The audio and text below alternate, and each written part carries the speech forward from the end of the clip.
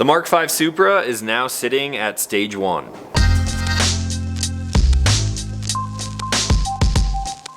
What's going on, everyone? Back with another episode of Stuff and Things. Today I got a quick update for you on the Supra project. Bought this car as kind of a daily driver, that way I'm not driving big overland vehicles around all the time, but also wanted something fun, lightweight. It was also tunable, can make a bunch of power. So this is the all new 23 6-speed manual transmission Supra premium package. So far, absolutely loving this car. And I was just on the road for a little while, came back home to a pile of parts, and I kind of got the itch to start installing some of them. Now, I was gone for about a month, and before I left, I actually pulled out the ECU of this car, technically a DME, and I sent it off to be unlocked. If you're not familiar with the newest Supras and how they're being tuned generally, if your DME or ECU, the brain of the car, has a date manufactured, I believe in somewhere around June of 2020. Before that, they were unlocked and they were kind of ready to be tuned right from the get-go. Anything after June of 2020, you need to actually get it unlocked, and you can't do it anywhere here in America. So I found a local shop who actually sends out these ECUs to a place in Finland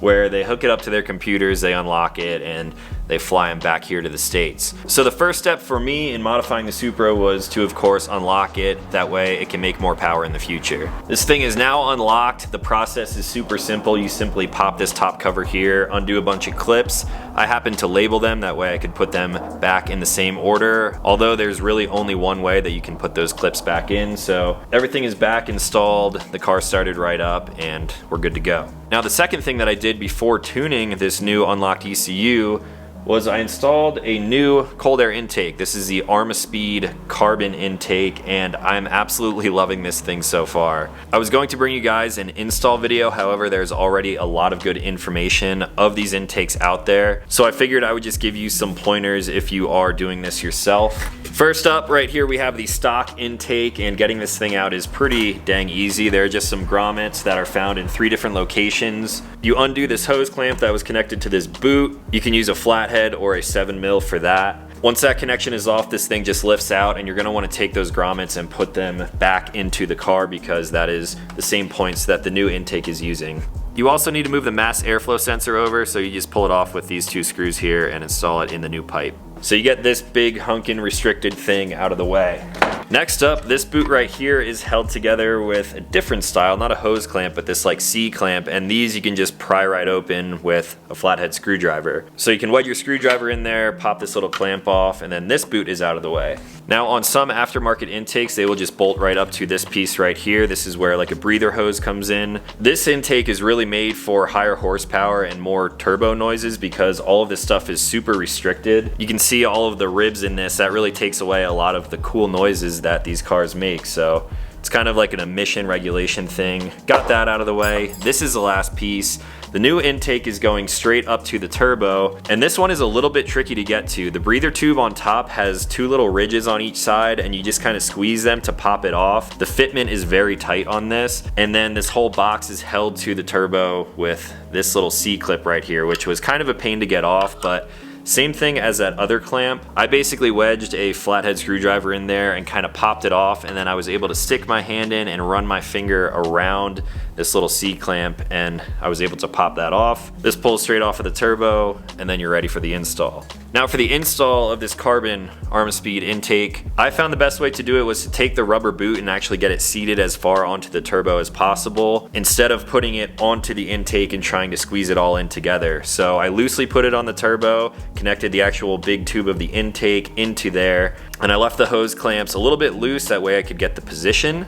I then installed the piece which basically becomes the air box at this point, and I made sure the fitment was good before connecting the breather tube. And again, it was a little bit difficult to get off. It's a little bit tricky to get back on as well because it's such a tight fit, but once you get it on and seated, you can kind of just slowly push down. You're going to feel like you're almost breaking it, but just trust the process. When that thing engages, there's a super loud click, and you can really tell that it's attached properly.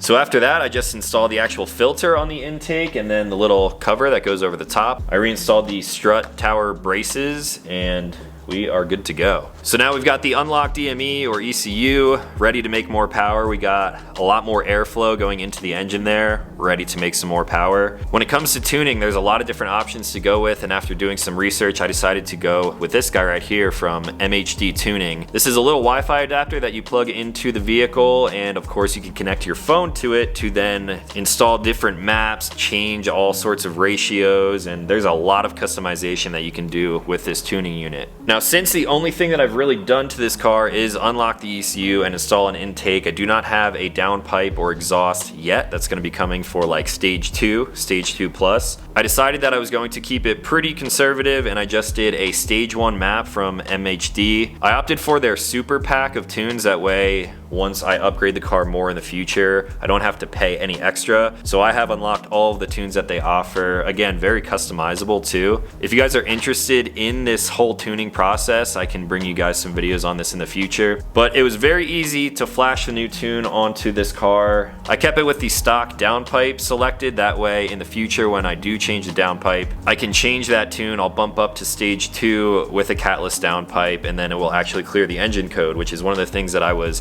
really not looking forward to. So with something like this, when you're modifying your car, you can really fine-tune everything that this car does. You can change burbles and startup noises. There's just like a ton of different things to really get this car to perform how you want it to perform. So stage 1 tune is loaded on here. I went for a drive, and this thing already, you can feel how much more power it makes. With the stage 1 tune on a stock vehicle, especially the newer ones, I believe these newer Supras make more power than they did in the past with the automatic transmissions. They say that you can get up to 420 horsepower just out of a simple tune like this. I also have the intake. I don't think it's quite at 420 yet. And I'm not gonna put this car on the dyno until I'm done at like stage 2, maybe stage 2 plus. But if I had to guess right now, I would say that it's probably making close to 400 horsepower. I was kind of monitoring the sport gauges in there as I was doing some pulls on the highway, and it creeps up to like 360 up to 380 horsepower very quickly. And I believe that's going to be measured from the crank. That's definitely not wheel horsepower. But again, in the future, once I'm like done kind of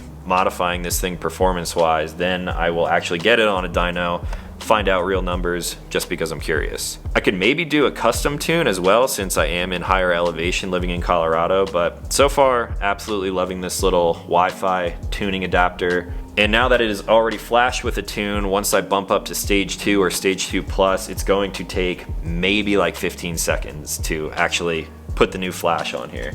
Now here are a few sound clips of this intake. Not really doing any hard pulls, but when you are in higher gears and you really get that turbo spooled up, as soon as you let off or as soon as you actually go to shift, you can hear the turbo spooling up, you can hear it releasing and kind of fluttering all of that air around in there, and it just sounds really cool. It sounds like a Supra should sound, in my opinion anyway.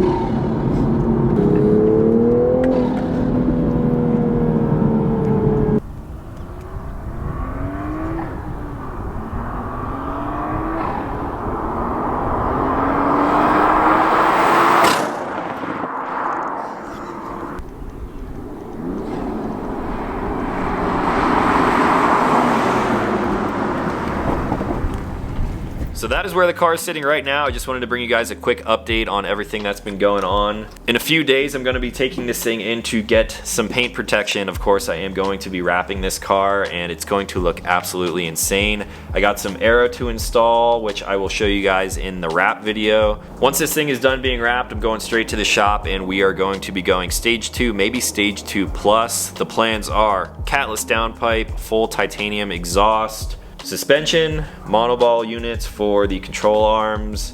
I don't think I'm doing wheels yet because I'm still kind of liking these stock premium wheels. We'll do the retune, and then I may be happy with it at that point. I really don't need to make this car any faster, but it's just so fun to do so. So that's all that I had for today. Just a quick update. If you guys want to see more Supra content of like the rest of the build, let me know. I can bring you guys a video on how I'm going to be tuning this thing in the future. If you have any questions on the installs, drop them in the comments down below and I'll try to answer anything as best as possible. So if you're new to this channel, consider clicking subscribe. I make new videos every single week. As always, thank you for watching. I'll talk to you in the next one.